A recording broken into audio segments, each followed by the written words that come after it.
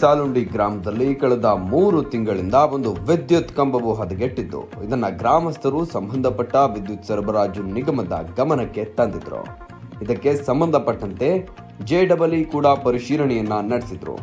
ಆದರೂ ಸಹ ಈವರೆಗೂ ಯಾವುದೇ ಕ್ರಮವನ್ನ ಕೈಗೊಂಡಿಲ್ಲ.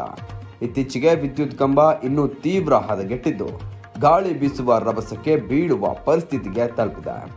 ವಿದ್ಯುತ್ ಕಂಬದಿಂದ ಗ್ರಾಮಸ್ಥರಿಗೆ ಯಾವುದೇ ಅಪಾಯ ಆದರೂ ಕೂಡ ಅದಕ್ಕೆ ನೇರವಾಗಿ ವಿದ್ಯುತ್ ಸರಬರಾಜು